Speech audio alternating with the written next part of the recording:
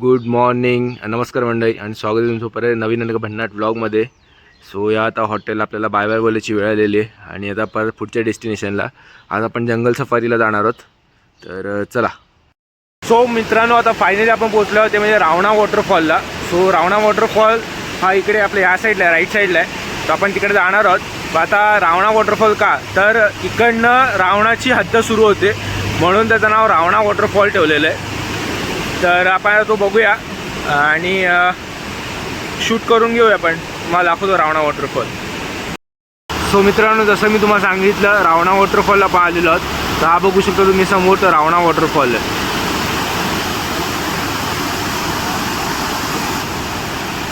आणि हा जो एरिया आहे तो फोटोग्राफीसाठी आहे, फोटो काढू शकतो आपण.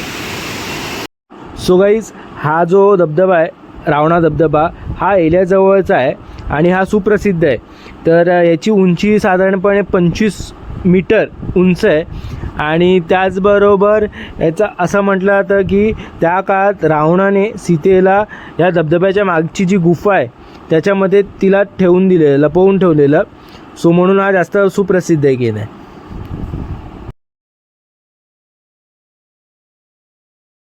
आता आपण चाललो आहे ते म्हणजे याला नॅशनल पार्कला, जो श्रीलंकेतला सेकंड लार्जेस्ट नॅशनल पार्क आहे.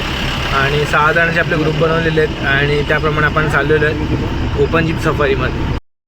सो ही बघा, अशी आहे ही ओपन जीप सफारी. आणि आपण आता बघणार आहोत प्राणी.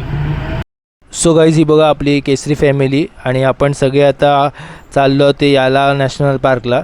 मला माहीत नाही आता आतमध्ये किती वाघ, सिंह असे दिसतील, पण आपण प्रयत्न करू जास्तीत जास्त प्राणी तुम्हाला दाखवायचे. हे बघा, ही दुसरी फॅमिली आपली, म्हणजेच आपली केसरी फॅमिलीच आणि आपल्या मराठी ब्लॉगरची पण फॅमिली आहे ही. आणि इकडे आता आपण चेक इन करतो, म्हणजे इकडे आपण पासपोर्ट दिले जातात आणि ते पासपोर्ट चेक करून नंतर आपली आयडेंटिटी प्रूफ घेऊन आपल्याला आतमध्ये एंटर करायला मिळतं.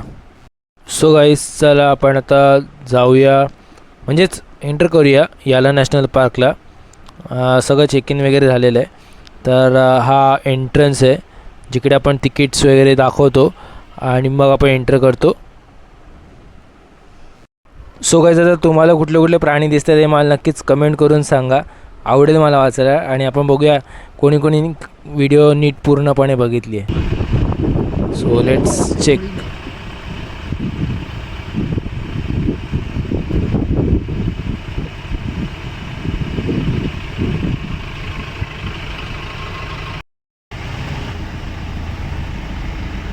पिकॉक,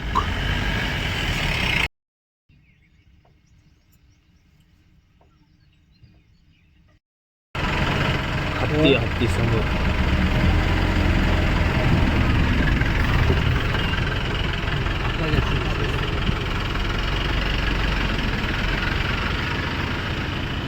सो गाईज, इकडे पक्षी पण आहेत. सो काही पक्षींची नावं मला पण नाही माहिती, तुम्हाला माहिती असतील तर मला नक्कीच कमेंट करून सांगा.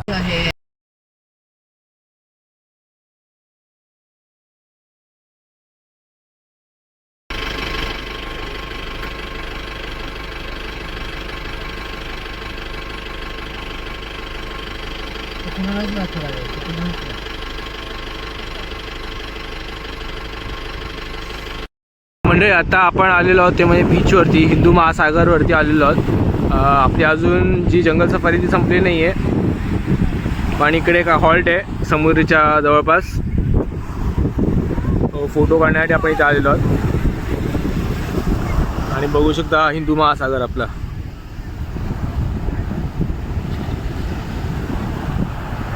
लोक बीचवरती एन्जॉय वगैरे करतात. वातावरण पण ढगाळ झालं आहे, पाऊस पडू शकतो एखाद वेळेस.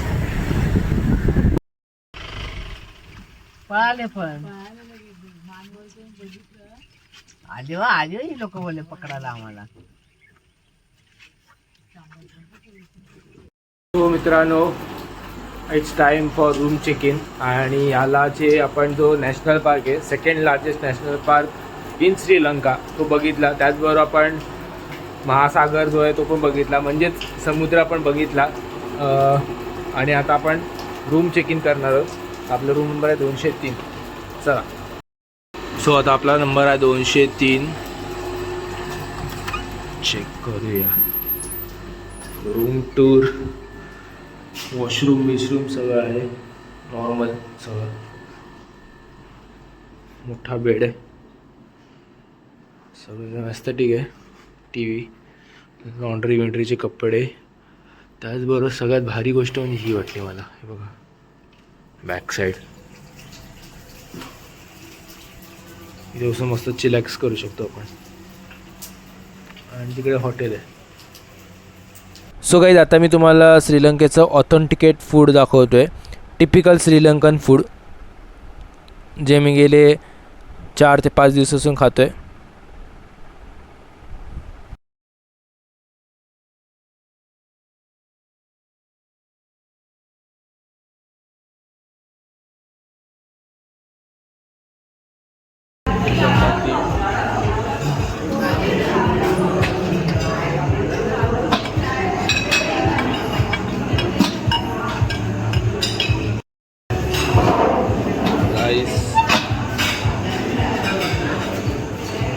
हे इकडे सगळं ड्रायफ्रूट्स वगैरे.